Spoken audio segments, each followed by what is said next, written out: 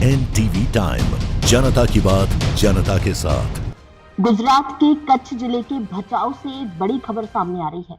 भचाऊ के विवस्तम इलाके जय माताजी चौक में चोरों ने दुस्साहस का परिचय देते हुए एक साथ 5 दुकानों को अपना निशाना बनाया है। इस घटना से व्यापारियों में भारी रोष और दहशत का माहौल। भचाऊ के भीड़भाड़ वाले शाक मार्केट इलाके में रविवार रात करीब 11 बजे चोरों ने धावा बोला। शातिर चोरों ने एक के बाद एक 5 दुकानों के शटर के ताले तोड़कर चोरी की घटना को अंजाम दिया।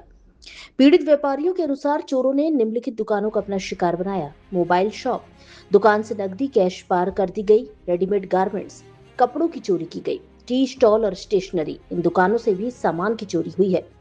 पुलिस की कार्रवाई और व्यापारियों की मांग। एक ही रात में 5 दुकानों में चोरी होने की सूचना मिलते ही भचाऊ पुलिस मौके पर पहुंची और जांच शुरू की।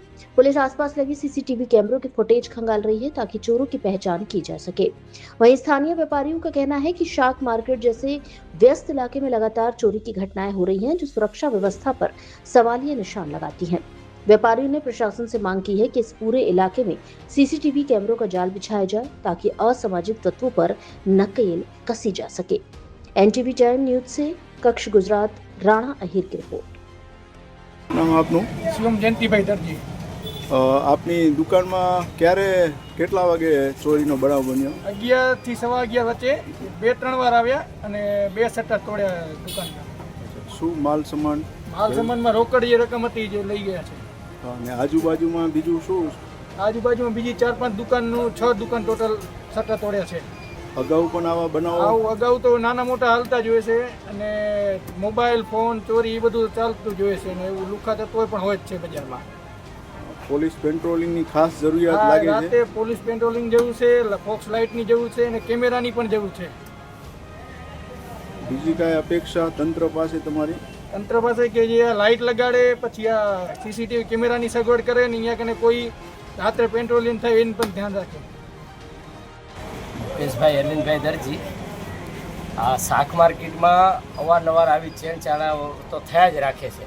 આના પહેલાં પણ જે મોબાઈલના તાળા તૂટ્યા એ આના પહેલાંય પણ એ જ દુકાનના તાળા તૂટ્યા છે, ત્યારે પણ જોઈ ગયા અજાણ્યા વ્યક્તિ અને પછી નીકળી ગયા અને આજે પણ 5-6 દુકાનના શટર બધાએ તોડી નાખ્યા છે। તો થોડીક આ બેદરકારી કહેવાય કે અહીંયા કને તકેદારી રહે કે લાઇટ અને સીસીટીવી કેમેરા લાગે એવી અમારી વેપારીઓને માંગ છે, જેથી કરીને આવા બનાવ ન બને। અને ખાસ કરીને કે 11 વાગ્યાના અરસામાં જો આ બધું થતું હોય તો આ ઘણું કહેવાય એમ। પોલીસ પાસે શું અપેક્ષા છે વેપારીઓ? પોલીસ પાસે એ જ અપેક્ષા કે થોડીક અહીંયા કને પોલીસ પેટ્રોલિંગ થાય કે એકાદું કોન્સ્ટેબલની એકાદી અહીંયા કને માંગ રહે તો વધારે સારું રહે।